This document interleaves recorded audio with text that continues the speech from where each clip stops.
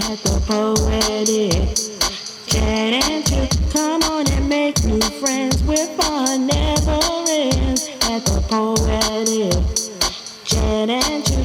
We want to see you shine at the Poetic Chat and Chew. We're gonna have a good time at the Poetic Chat and Chew.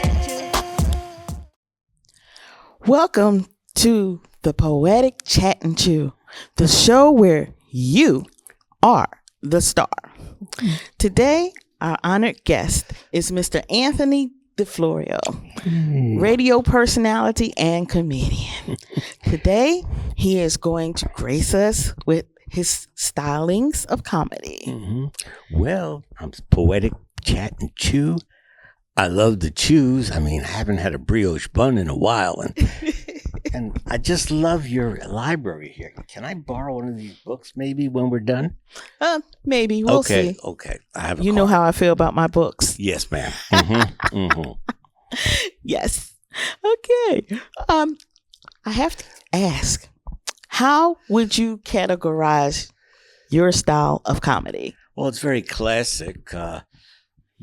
Maybe Red Skelton was a bit of an influence.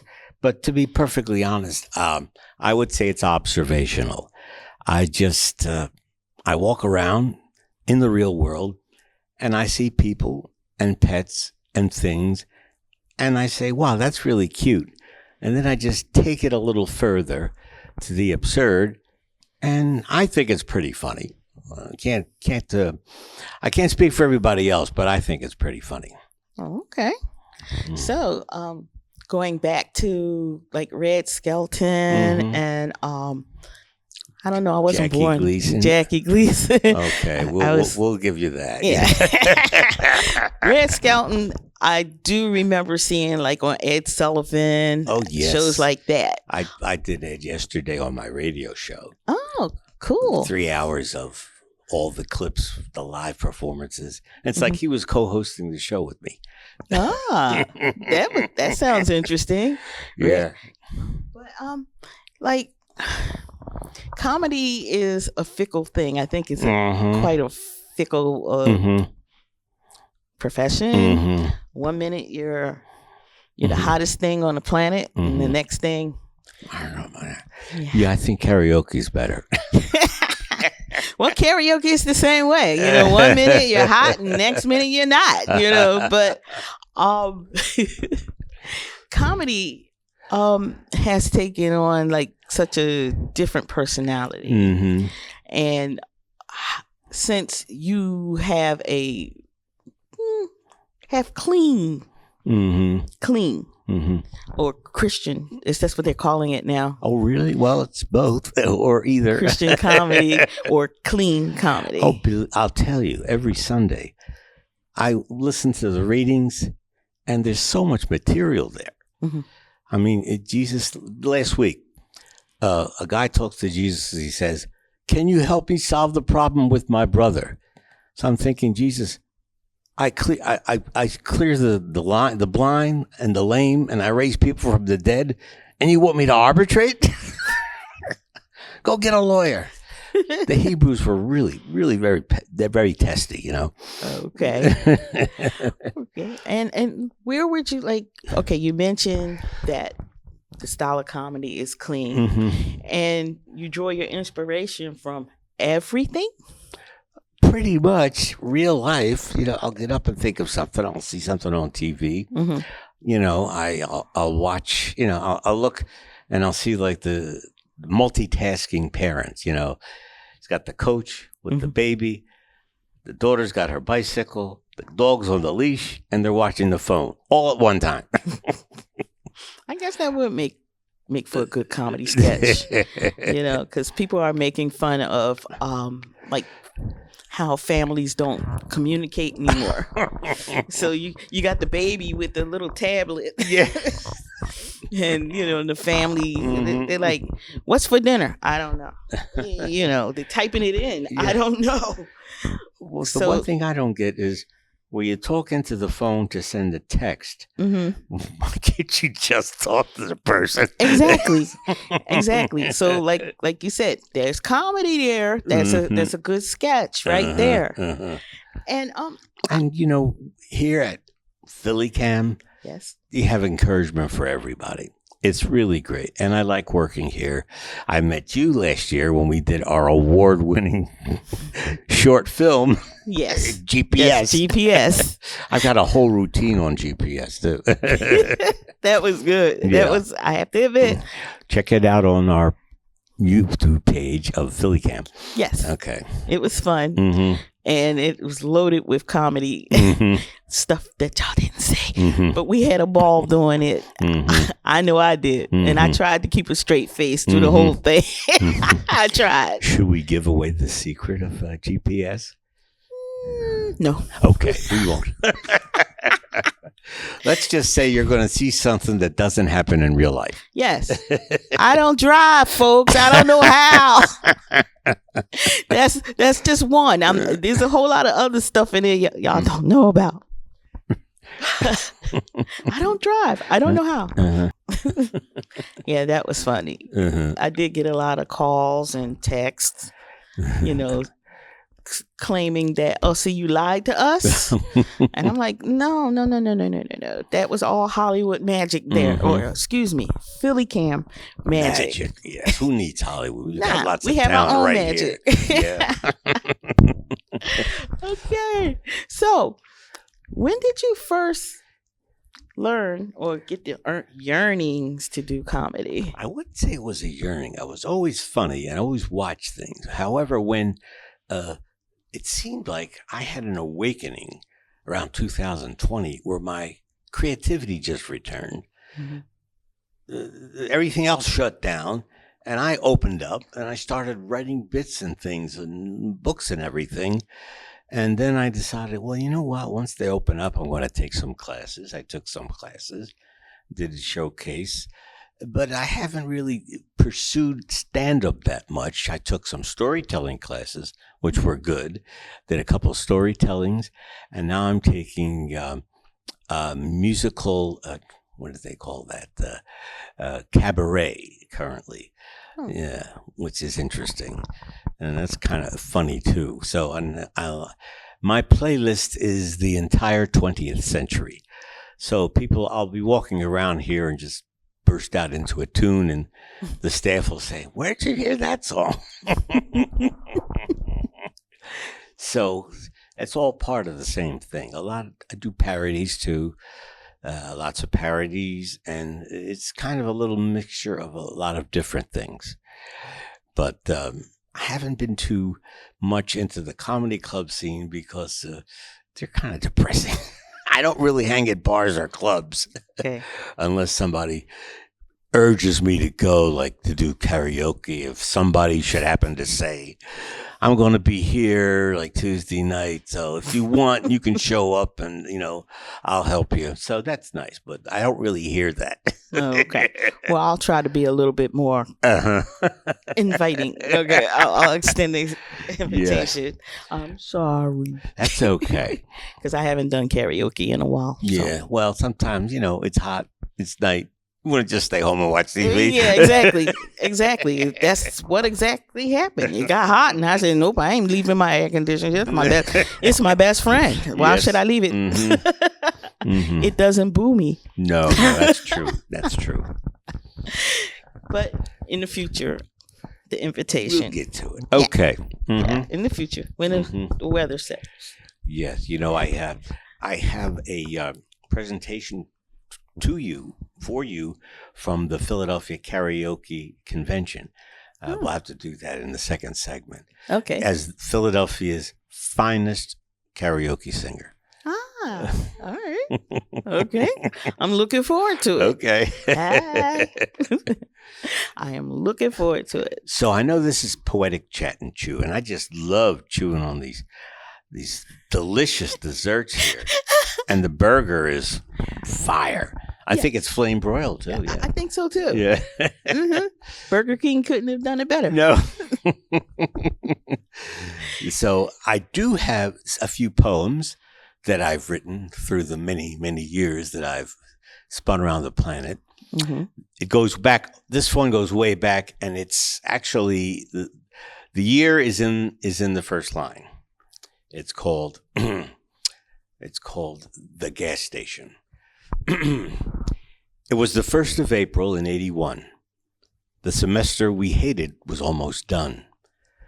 The radio played, we talked of the fills, totally ignorant of future chills. You pulled out of the station that fateful morn, with hardly a chance to blow the horn. The car you hit was an object of scorn. This day, you wish you had never been born. I'm very sorry you crashed your car. We hadn't driven very far. The gas you bought has caused you pain. I'll bet you wish we took the train. That was my friend Ben was driving and getting gas. Wow. Okay.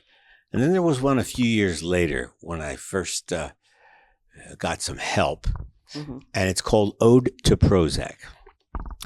Little pill, green and yellow, how you've changed this humble fellow.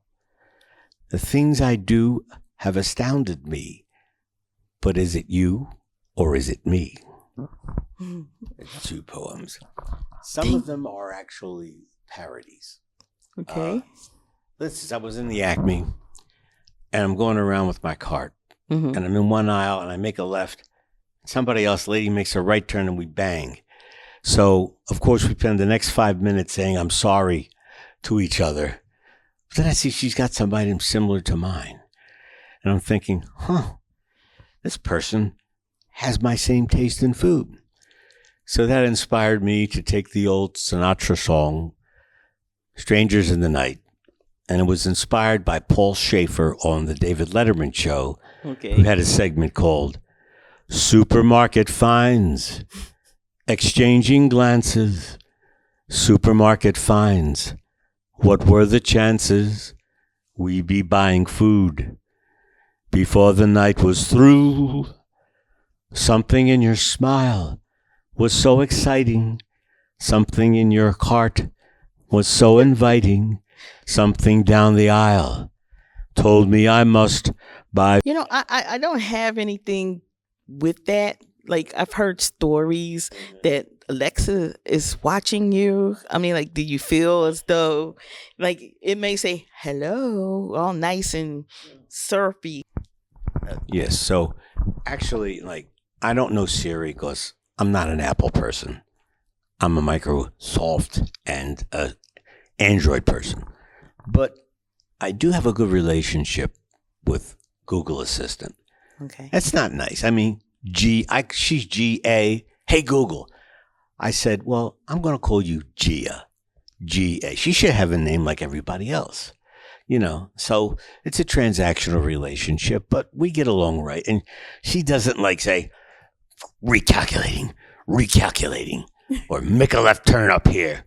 But she will tell me in 1,000 feet, make a left turn at the light. And I'm like, I can't count. Do I get out of the car and use my feet to check how far? What's 1,000 feet? Why does it have to be 1,000 feet? I feel like Christina Perri. I drove 1,000 feet, 1,000 feet. You know, it just, but now they're getting good. People are putting signs everywhere on the streets like this lane here, this lane there. They figure we're dumb and we don't know what's going on. So they tell you how to drive. But as a non-driver, you understand. Yes. But people are, you know, it's funny how when you get on SEPTA, now that I've got the senior citizen pass, I can take extra charges.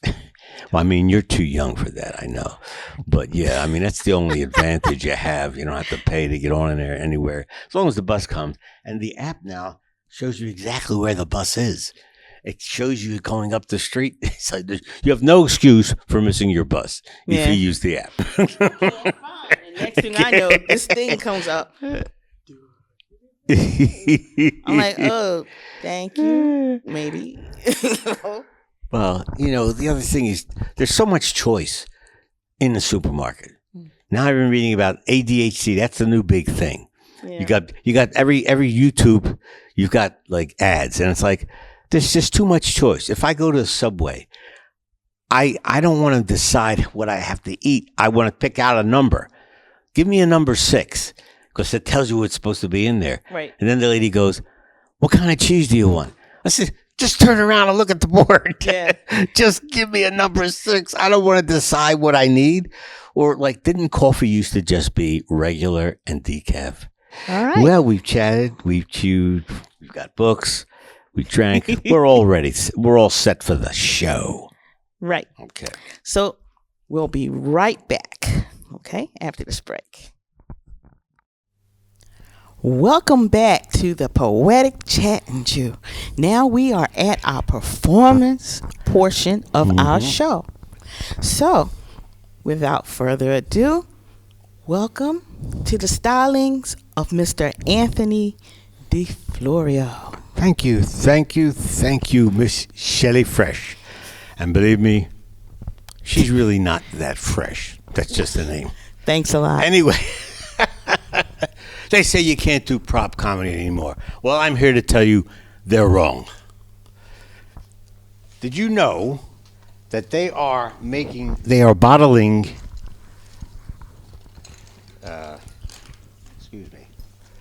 they're bottling smart water in Italy now.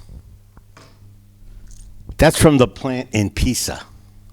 You know, it's kind of like leaning, sort of like that. All right. Goes up. We'll get that later. I got a call from the guy down at Miracle there. He wanted to sell me hearing aids for like $4,000. So I said, I'll pass on that. So I just go into the cabinet and I come up with this one. Works pretty good for me, I think, anyway.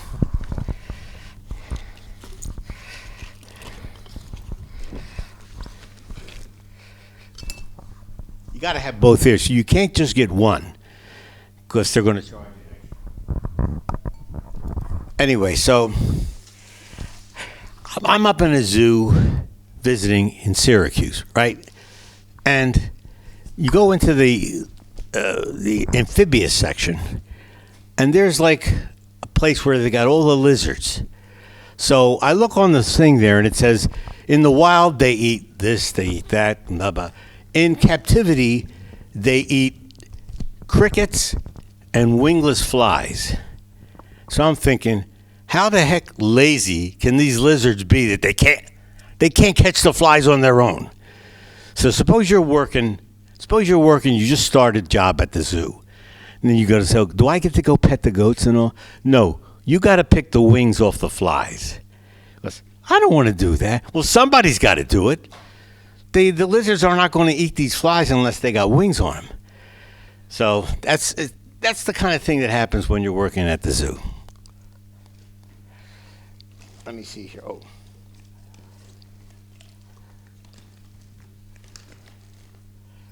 So they have there's a way of that they do to the treatment they call TMS if you've got depression. So what they do is they put a skull cap on you, and a magnet that hits your head taps 600 times on each side. And you know what? I think I do just as well with a hammerhead. And I don't have to pay a copay on that.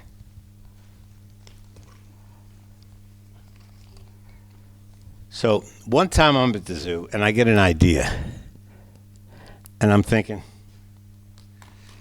can I do what the curassow does?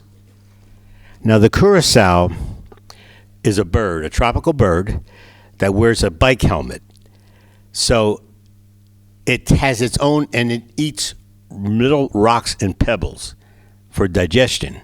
So you don't need Prilosec. Just go out in the yard and pick up some stones and just swallow them. And you'll feel much better in the stomach. But their mating ritual is very unique.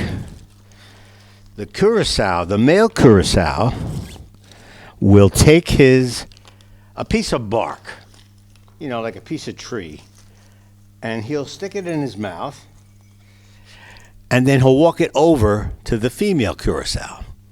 So if she takes it, they got a date. No Tinder, nomatch.com. It's easy. It's like the pigeons you see around. You got the male pigeon. He goes and blows his throat up real crazy, and he goes hopping after the female pigeon, usually like 3 or 4. And if one doesn't like him, she flies off. He goes to the next one, and the next one, and the next one. So I guess it's like people at a bar. I wouldn't know anyway.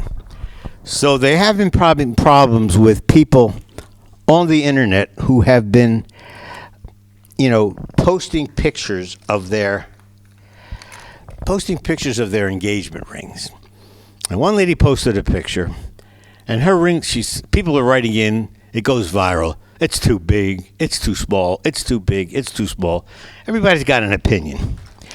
So, me having graduated from Temple with a bachelor's degree, so I don't have any engagements planned. So, in the event that should happen, I went down to Ace Hardware and got a ring.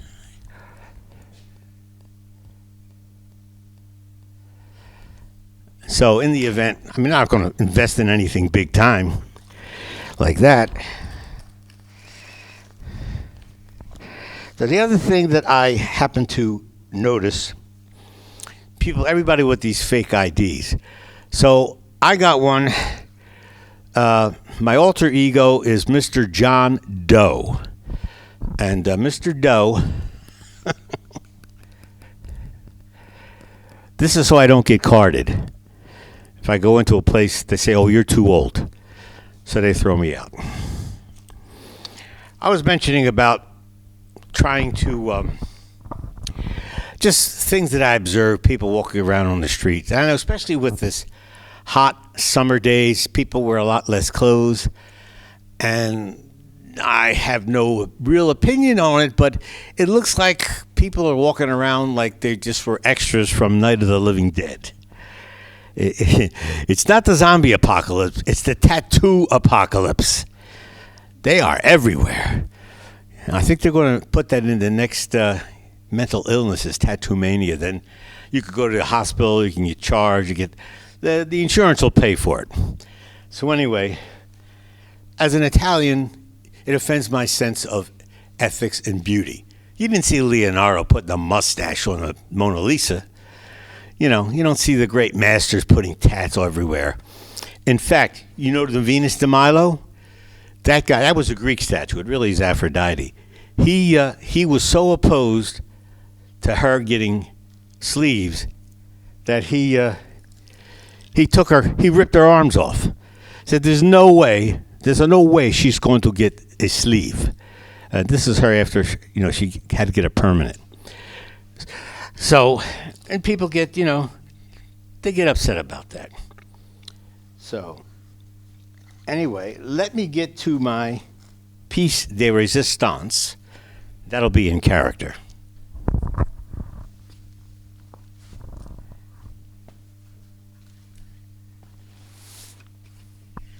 This is my opus called Inka Dinka Don't.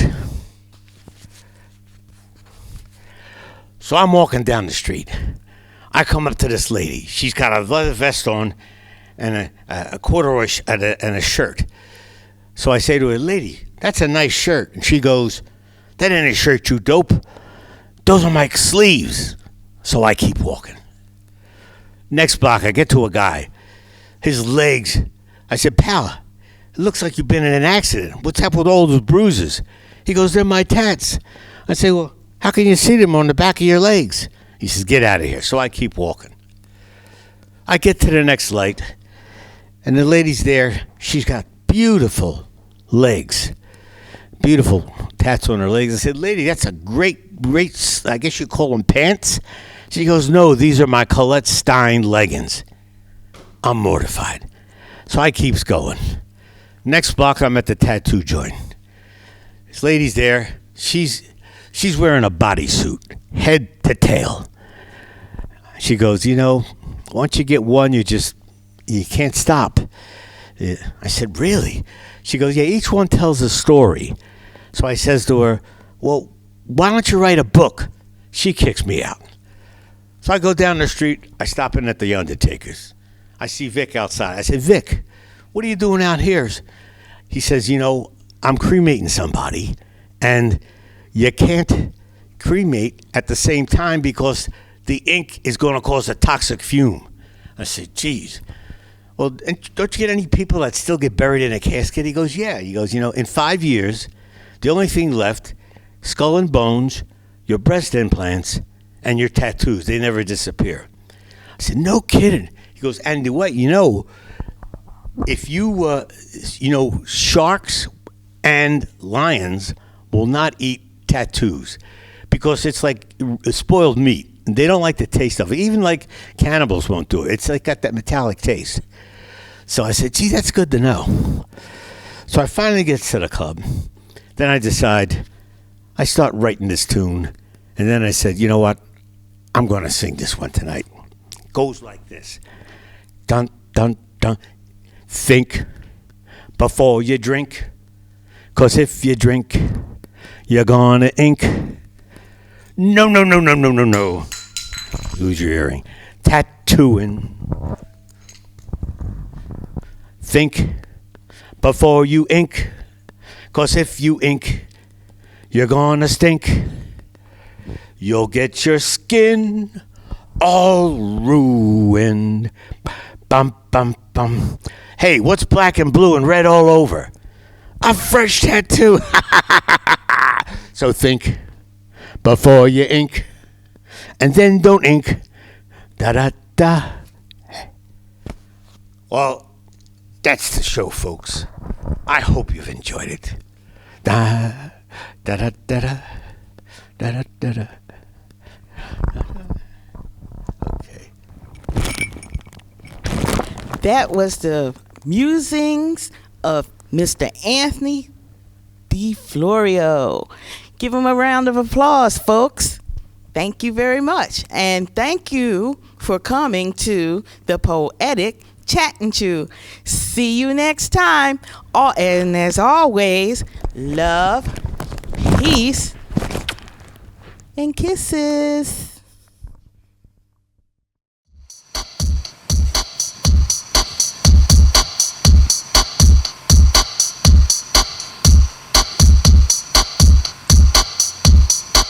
I want to show you something hot and new. I want to treat you to the Poetic Chat and Chew. Come on and sit right down. We're gonna chow on now at the Poetic Chat and Chew.